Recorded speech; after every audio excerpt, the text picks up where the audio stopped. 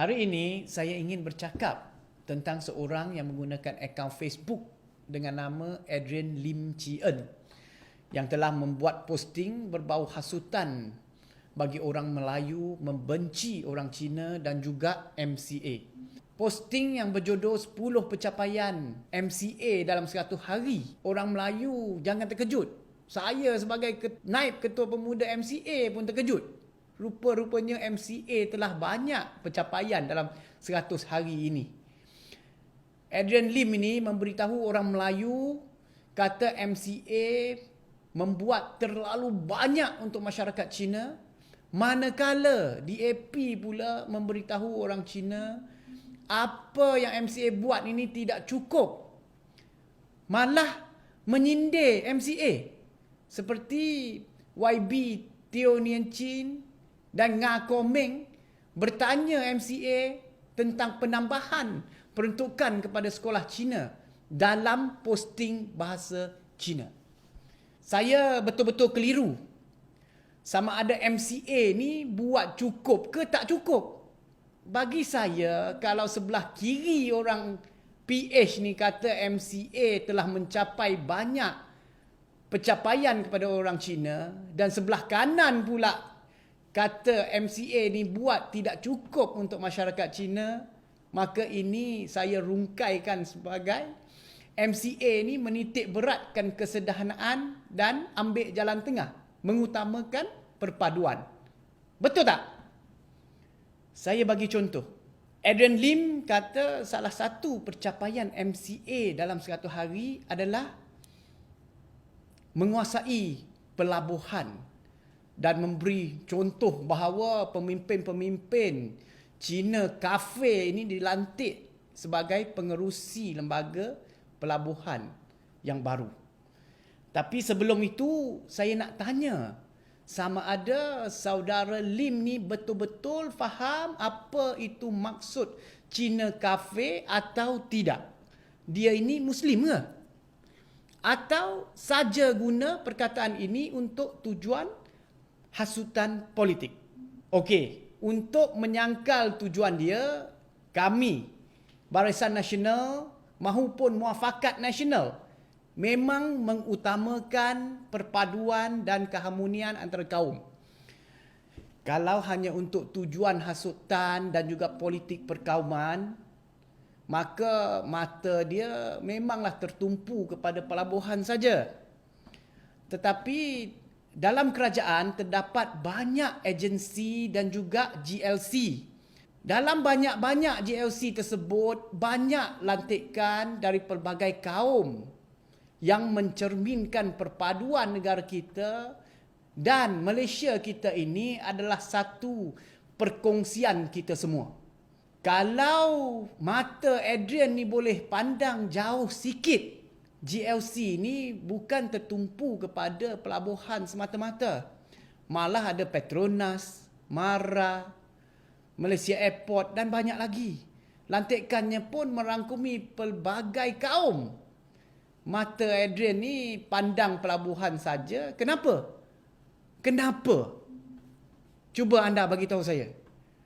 Saya nak tanya, sebelum itu zaman PH, siapa pengurusi pelabuhan? Saya bagi tip sikit lah. Mereka ni pun terdiri daripada YB Cina juga. Tetapi daripada DAP. Kita fahamlah ini semua lantikan politik. Ada nampak saudara Adrian buat posting dalam bahasa Malaysia untuk kononnya mengumumkan pencapaian DAP masa itu. Ini bak kata orang Melayu mendulang paku serpih, mengata orang dia yang lebih. Kedua, dia hasut lagi. MCA katanya menaikkan peruntukan kolej Cina swasta merujuk kepada kolej Universiti Tunku Abdul Rahman dari 40 juta ke 58 juta. Saya dah buat posting sebelum ini, sekarang buat video pula nak memperbetulkan putar belit Adrian ini. Kolej Universiti Tunku Abdul Rahman ini adalah separa kerajaan. Kerajaan dengan nisbah matching grant RM1 kepada RM1. Artinya kerajaan bagi RM1 kepada setiap RM1 kutipan derma dari orang awam pada mawal penubuhan Kolej Universiti Tunku Abdul Rahman dahulu. Kolej ini bukan berorientasikan keuntungan, malah untuk menjaga kebajikan kepada mereka yang berpendapatan rendah tetapi tidak dapat melanjutkan pelajaran ke IPTA. Dan bahasa pengantar di Kolej Universiti ini adalah dalam bahasa Melayu dan juga bahasa Inggeris seperti universiti awam yang lain. Kemasukan pelajar juga tidak berpandukan kepada kaum. Memang, kenaikan peruntukan Kolej Universiti Tunku Abdul Rahman ini, saya terima pujian Adrian ni dengan hati terbuka kepada MCA. Sebagai naib ketua pemuda, saya bangga ada penyokong Pakatan Harapan memuji MCA dapat menaikkan peruntukan kepada Kolej Universiti Tunku Abdul Rahman.